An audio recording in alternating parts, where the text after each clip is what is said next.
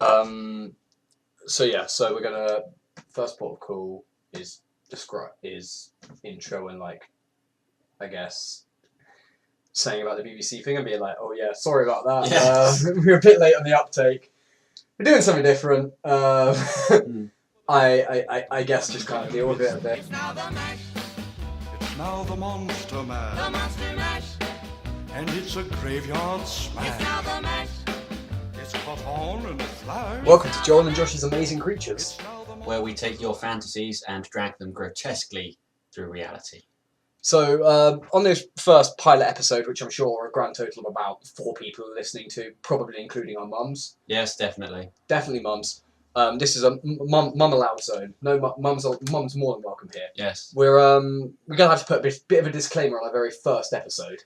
Yes, in this episode we're going to be talking about dragons, but I discovered last week there was a recent BBC Earth article doing pretty much what we do, explaining how a dragon could be real or what the influences behind a dragon would theoretically be.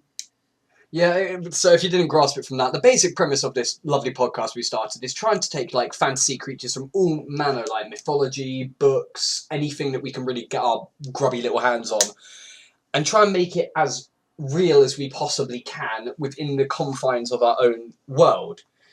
So that does limit us slightly, but at the same time, it's been quite fun thinking of ways around certain issues.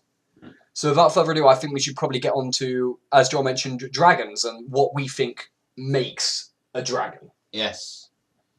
So there's the traditional European-style dragon, which we're going to be looking at, which I'm sure you're all familiar with. We don't really need to explain much of it. It breathes fire, it has massive wings. They're enormous predatory creatures that people were terrified of. Yeah, so giant, scary lizards. Now, like we said, the BBC did actually do one of how dragons could have evolved as lizards. But before we even were aware of this, we kind of took it in a different direction. Yes, a lot of the features I felt weren't quite analogous with lizards. And those features were stuff like, for example, being quadrupeds, yet with wings. Long necks, almost like a shimmering tone, having like armor-like scales and stuff like that, but vulnerable parts of them, namely underbellies and stuff like that. And of course, that trademark ability of breathing fire. Which we thought would be analogous with modern insects, believe it or not. So, initially, the whole idea of insects arose from a recent trip you took to Madagascar, didn't it? And a certain insect you were studying there. That was the bombardier beetle. Now, they're a fascinating little species. They're found from Africa, I think in some bits of Asia, and definitely Australia. And what they do is, if you annoy them, or if there's a predator trying to attack them, they will spray from their rear end a deadly cocktail of hydrogen peroxide and hydroquinins, which will... they're very acidic and have an exothermic reaction when they come into contact with the oxygen in the air around us. And in fact, on one of the nights we went on the surveys, all of the instructions were given in English, but the people who were guiding us, the locals, they only spoke Malagasy, so they didn't know not to pick up the bombardier beetles. And one of them sprayed his hand, and they can reach temperatures of about 90 degrees Celsius. So he very quickly had to go to the medic and have burn treatments. So essentially, dragons' most notorious trait is pretty much impossible in the real world, which kind of sucked on a leading episode about how to make animals real. So we tried to work our way around it the best we could, in the sense of my initial thought was, how do animals make things hot? And my mind went to pistol shrimps, which are these little buggers that live in the water, and they have this one giant claw which has almost like a canal in it. And what they do is they snap that claw shut so quickly it creates a bubble, a vacuum almost, which is then instantly refilled by the pressure of the ocean. And all of that kinetic energy in one massive burst is actually hotter than the temperature of the sun. But there was one issue in making this dragon-esque, draconian even. which was dragons aren't known for being underwater. And that would involve, if they were breathing fire, They couldn't ignite it. for them to shut their mouth really quick if they were going to do this hot bubble technique. So the whole bombardier idea really works. But there is a slight issue with where that acid comes from. Yes, dragons don't fart fire. Yeah, that was another issue. Which, honestly, it seemed like more of a problem when we first thought about it than it actually was. Because, of course, if it was a reptilian dragon we were dealing with here, hot acid near the mouth is probably not a good idea. However, in an insect, that's not as much of a problem, is it? No, a lot of insects have got various appendages around their mouths or around their heads, which I suppose could be adapted for secreting poisons and other horrible chemicals. But of course, as we all know, actually all spiders are venomous. I mean, a lot of them are... Even like stuff like Daddy Longlegs? That's not a spider, that's... Oh, well, they're not spiders then. And the whole thing about them being venomous... That's an urban legend, Yeah, isn't it? It's urban legend. Completely unsubstantiated. So yes. all spiders are venomous? All spiders are venomous. It's not always toxic to humans, otherwise a lot of us in the UK would be dead. Yeah, to be fair. The venom is enough to kill insects, which they use that venom to digest their prey outside their bodies, because spiders' mouth parts are only capable of actually drinking soup. Okay, which also leads into another thing that dragons are known for is their like gargantuan, almost like Herculean strength, especially in the jaw department. Yes. And yet again, in the entirety of the world, what is size to mass ratio has the strongest jaws? Insects. Namely ants, if I'm not mistaken. Yes, I was actually looking at some leafcutter ants in a lab yesterday, and interestingly, leafcutter ants, they use both their jaws and their arms when cutting these leaves. The larger ants will stretch out their arm, or front leg as I really should say, and that will sort of draw a circumference for what they can cut, and they will cut a leaf portion in relative size to what they can carry. Oh, okay, that's very... And also, I'm not sure if it's leafcutter ants or soldier ants in certain colonies, but I remember reading or hearing somewhere that there are certain soldier ants that mandibles are so huge and so developed for fighting off intruders or cutting things or doing whatever they do with them, that they cannot actually feed themselves and instead rely on other ants to feed them instead, like almost like big old insect babies. Yes, because these we should explain that these soldier ants, they're bred to protect the colony, not from other insects or ants or other such things. This is protection from lizards that are going to come and eat those ants. So the tiny worker ants they'll probably harvest fungus and leaves to help feed the soldier ants. Yeah. So the combination of this idea of massive jaw strength, coupling it into what you mentioned before about spiders not quite having the mouth parts to just eat prey like we would conventionally consider eating. I'm sure this is pretty common knowledge at this stage, but as you mentioned, spiders tend to wrap up their prey, liquidize them, and almost drink them. Yes. So with the idea of almost a acid spray, it would be feasible that these dragon bugs that we're designing could possibly use it as an almost external liquidization process, which they would then be able to drink to compensate for their giant mandibles. Yes, absolutely, and that sort of goes on to another thing we discussed about dragons, which is the European dragon stereotypically has a very long neck. A very long neck, it's almost serpentine in the neck department. And you know of bugs aren't known for their necks. No, but there's a kind of weevil, I think, which lives in Madagascar. I didn't see any while I was there. It's called the giraffe neck weevil. I wonder how it got that name. It has a very long neck. A very long neck. Yes, this neck is actually used between males to display to females to sort of show, oh look, I've got the longest neck. That's why you should choose me to help you make your babies.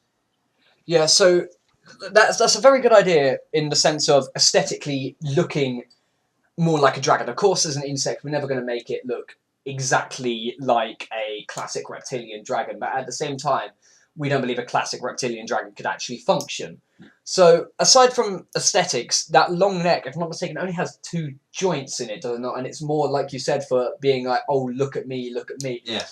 I honestly, I do struggle a bit to see how that would prove useful as a evolutionary tactic. As in, if we're designing a dragon, which are supposedly these alpha predators that people feared, why would it have this stupid neck, which seems more like a weakness than anything?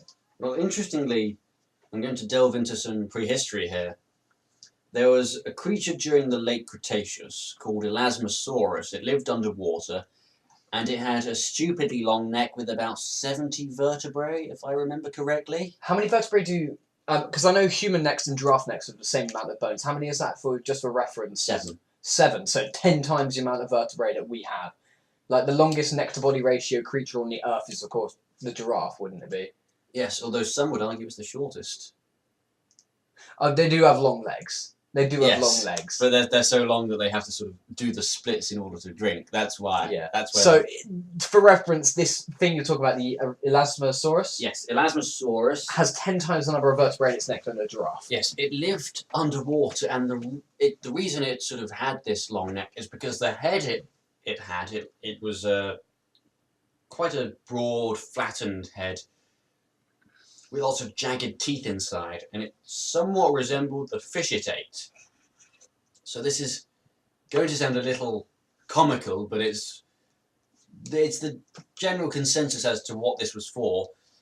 They would use this long neck to sneak their head into the middle of a shoal of fish, where they could snap up the different fish all sneakily and have them as an easy So prey. essentially, it would put its head in a school of fish, pretending its head is a fish, and then sneakily try and grab fish while they weren't paying attention. Yeah. So, okay, right. And then this would be applicable to our dragon how, because in the end, what we've got as our head at the moment, we've got big mandibles that are very strong and able to defend against creatures of any sort, really, as well as acid spray. I don't think its head's going to exactly be able to pretend to be anything in particular. So, how would that exactly benefit our dragon here? Well, this actually links somewhat with another creature in Madagascar, the Ai, which has its middle finger is very long and thin. So it can flip you off like no one's business. Yes, and even then, it's in a ball and socket joint, so it can just go round and round, flipping people off. It doesn't just flip you off; it helicopters you as Yeah. well. I do actually I do know a bit about the eye. I remember apparently it was a very, because it's ugly as all hell, if I remember correctly. It looks Yes. like what would happen if you put one of the gremlins from Gremlins through a washing cycle, which actually is a bit contradictory because you're not meant to let them touch water. But anyway, Put them in the tumble dryer. that's very true.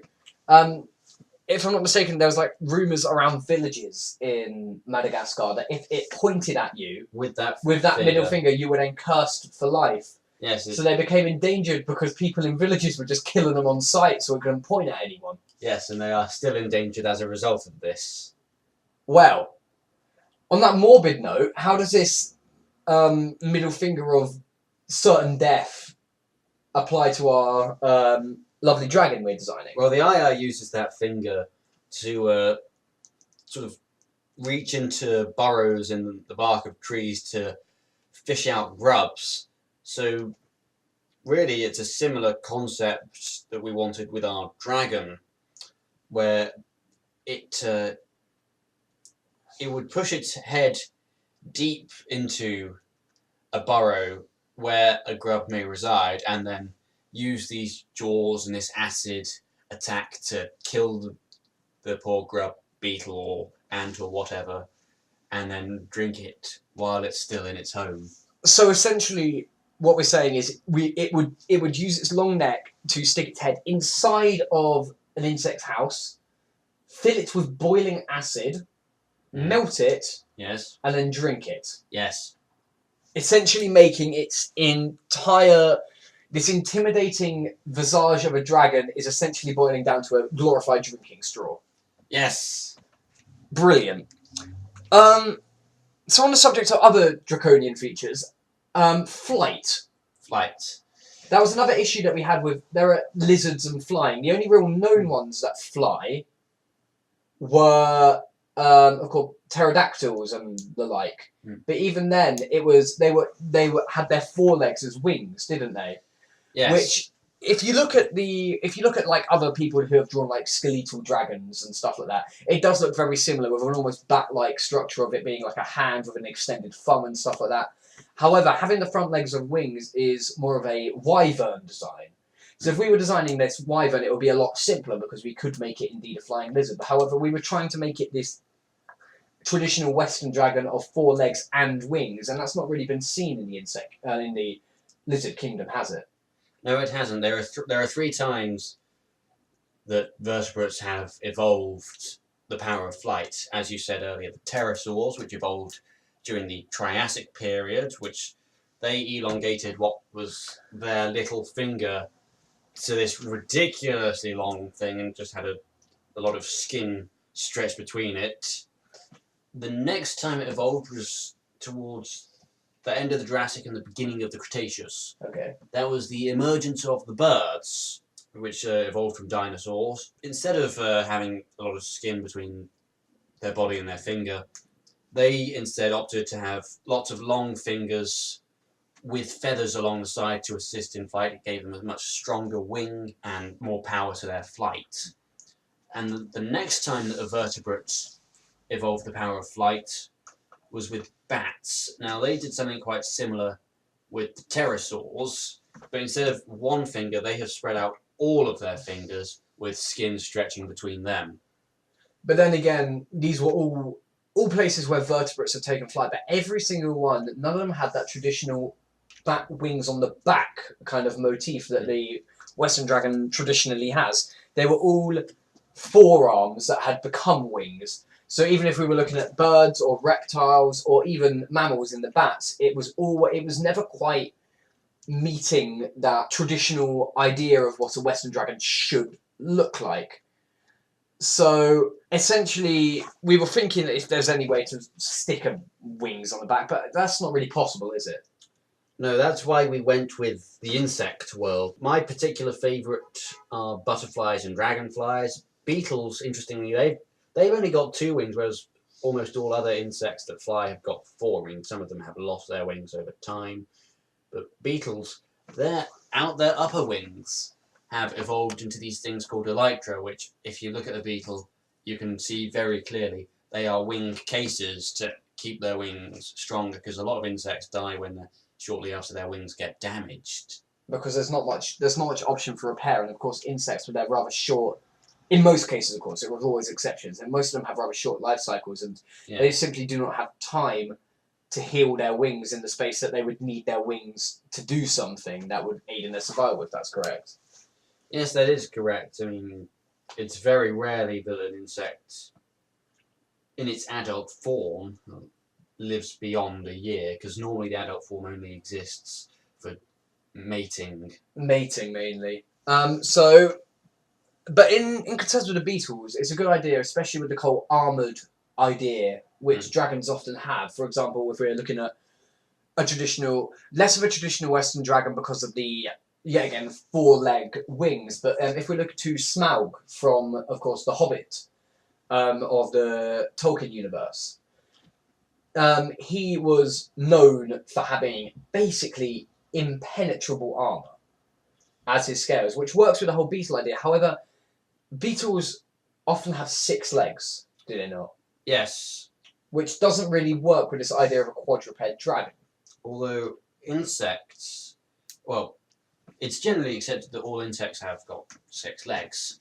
Yeah. Apart from in one case, which are the nymphalid butterflies, because they've evolved so that their front legs aren't really that useful. So they've just diminished over millions of years. So this sort of thing, it could happen in another species of insect if it finds that, hey, I only need 4 legs. So it's vestigial. Yes, Is the word. If you so when something becomes redundant, so it just stops being. So I remember someone like little toes, if I'm not mistaken. Some scientists believe on humans are becoming vestigial because they were initially used for balance and they're just not really being used anymore. The very obvious thing that people use for that is the human appendix. It's not even an inch long in most cases. A gorilla, which uses its appendix for Absorbing vegetable nutrients. yes, absorbing vegetable nutrients because they eat grass, we don't. A gorilla's stretches right across the width of its abdomen. Oh god! So if a gorilla had a burst appendix, would it just explode? Ask Cincinnati Zoo. Oh for god, no! Right. So on that horrendous Harambe note, we've got a lot of part of insects right now. So we're going to take a little break, and then I think we're going to come back, talk about some more things to do with our dragon design, and finally piece this thing together. Transylvania twist. It's now the mash. It's now the Monster Man. Hello everyone, thank you very much for listening to this pilot episode of our podcast. I'd just like to take this little interlude to not only thank you, but also to say that we have a Gmail, which is amazingcreatures@gmail.com, if you'd like to send us any suggestions or complaints. Also, make sure to check out Joel Connors on YouTube for more of this. So, back to the show for now, I guess. It's now the mash. It's now the Monster The Man. monster mash.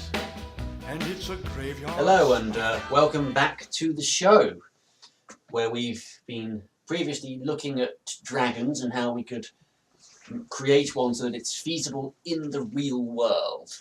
So we've got a lot of loose parts at the moment, and a few more blank spaces to fill in with our design of the dragon. So far we've managed to figure out flight. We've managed to figure out the general silhouette of it with a long neck and how that could be a purpose and how it would be an insect with 4 legs, as well as dealing with fire breath, which we decided might be a good idea to have as a similar to the bombardier beetle's boiling acid spray. Is there anything to add on those previously mentioned parts before we start expanding more into other draconian features that we can add to this lovely insect we're creating? Well, I've got an idea about the bombardier beetle style spray, but I'm going to hold that back a bit because I'm going to have to talk about another feature first. Oh, what would that be? Well, that would be the size of the dragon. Of course. One of the issues with I feel we're making this into a insect is dragons are these huge, intimidating beasts that, of course, men and gods feared, which, if shrunken down to the size of an insect nowadays, would be scary, because who doesn't hate wasps? But at the same time, nowhere near as scary as if it was really big. But insects often have an issue with being huge nowadays, and why exactly is that? Well, that's because of their chitinous exoskeletons. See, there's not enough oxygen in the atmosphere to support a large structure with an exoskeleton like this. And that's to do with their respiratory system as well, isn't it? Because they don't Yes. have... They don't use lungs like we do. Scorpions and some arachnids use book lungs, which, well, they look like the pages of a book. They've got a lot of sort of diffusion going on through that. Other insects use spiracles, which sort of, if you hear a bee going past you, that buzzing is not the sound of its wings, as many people will have you know. It's actually the wind passing through the holes in the side of their body. Oh, really? Almost like those things you had as kids, like giant darts that whistled when you threw them. Oh yes, I vaguely remember those. Although there was a tube that I had. It was quite flexible, and you would wave it around in circular motions above your head, and it would sound a bit like a didgeridoo. So what the issue with, you said, is oxygen concentration. So if that's the case, we always see in like pictures of books when we were kids of having these giant bugs. What was going on there? Well, that was something that happened back in the Carboniferous, which was a period around 300 million years ago. That was way before any bird, mammal, or even any of the dinosaurs had even evolved. And there was about 30% of the atmosphere was oxygen back then. So that's what allowed for these usually quite tiny creatures to grow to immense sizes. So this would allow, so the higher the concentration of oxygen, the bigger these insects are allowed to grow in theory. Yes, the largest any arthropod got during the Carboniferous, that was a creature called Arthropleura, which was a kind of millipede or centipede. It was probably ancestral to both, so the taxonomic ranking is a bit dubious about that. And that was about the length of an expensive Audi. That's terrifying. So, in theory, we would not have these giant dragons like you had, like, for example, where I previously mentioned the Tolkien universe, the Lord of the Rings universe, where they're huge. In fact, one of my favourite things about that is there was this one dragon in there, which is in the expanded lore in Silmarillion, which was the Black Dragon, and it was so huge, it dwarfed mountains. So we're not going to quite get that big. No. But we could get as big, in theory, as a car. Yes, although I suppose adding more oxygen, we could maybe make it a bit bigger. I mean, 30% is just an extra 10%, and millipedes aren't the size of cars today. So maybe we could try and push the boundaries out to 40% and see how big they could. Maybe. So that could possibly be nearly as big as like a London bus. Yes, big enough to peer into your bedroom window. So, but then my question would be, as a little side tangent, this would expand how big insects are. How would this affect us vertebrates? Because the idea of dragons being these huge, intimidating beasts would be a bit null and void if we grew at the same rate and we were as big as them anyway. We probably wouldn't grow at that rate because back in the Carboniferous, that was when the reptiles were first evolving, and they only existed as small lizards, and they were only actually able to sort of get to the sizes of things like the dinosaurs, or just before then, the diapsids, which were creatures like Dimetrodon, which is, I think, a large Komodo dragon with a big sail on its back and big, vicious teeth. Okay, so an angry boat. Yes, an angry boat. So they didn't get too big. So in theory, even if we increase the oxygen in the atmosphere, we would not get much bigger. Not that much. Also, there's the whole concept of competition. So we would probably have to compete alongside the insects. We'd probably have a lot more energy, which is, I think, what gave vertebrates a big advantage over the invertebrates of the time. So essentially, if we increase the oxygen in the atmosphere in this imaginary world where these dragons roam the earth, they could, in theory, be these huge, intimidating beasts in comparison to us humans who would maybe be a bit bigger, but then we would still be having to compete with other animals. Meaning that the whole idea of Middle Ages myths about dragons, men fighting these huge, intimidating dragons, could be feasible. Yes, and in fact, I think perhaps that a way that would allow for the dragons to evolve in this world would be some kind of stochastic event that could massively cripple humanity. So almost like a apocalyptic event. Yes. Like, for example, I don't know whether you're familiar with the series of games Fallout, which is about a nuclear fallout in which, when you leave the vault you've been living in, one of the enemies you have to face in that game is, in fact, giant scorpions are one of the most known enemies. So it could have the possibility of it being in that kind of world where almost we've been brought back to the Middle Ages by some cataclysmic event, would almost build this kind of idea of like a medieval style mythological world of us battling dragons, bar the fact that they are giant insects. It would take millions of years, but after President Trump receives the nuclear codes, it is possible. That's God Emperor Trump to you. So in terms of, we've got the size. Dragons are, this is more of an easy one. Dragons are known for their armour. I keep bringing it back to the Lord of the Rings universe, but then again, this applies to a lot of them, including stuff like Harry Potter, for example, where dragon scales are not only known to be immensely tough, but very, for example, beautiful and valuable as well. And this could be related back to those exoskeletons of the insects that we've been talking about kind of sparingly through the episode. Yes, chitin is a very hard substance. If it were to get to the size that was around in the Carboniferous, it would be really hard. I mean, the largest insects today, like the Goliath beetle, they're pretty hard to squash under your boot. Of course, and would this mean that conventional weapons, if we're bringing it back to that kind of like primal man kind of thing, stuff like stone spears and stuff would have a bit of a rough time getting at these dragons, wouldn't it? Absolutely, yeah. Which leads into another famous thing about dragons is that them having weak points. Like usually it's like a soft underbelly or something like that. However, with exoskeletons, much like suits of armor, there's always chinks, isn't there, at joints and stuff like that. Often around where the legs are. That's usually the weak point for, say, a beetle. If this monster were coming towards you and it had armor plating, obviously you can't put armor plating on the joints. That would be impractical because otherwise they wouldn't be able to move. So we've covered like yet another way that this could relate into the mythos of dragons, of them having these notorious weak points, where many a warrior and a soldier will charge at them headstrong and be able to go nowhere near penetrating their armor. But if someone wily enough is to do so, then they would know to go for these weak points and possibly able to be a fellow dragon.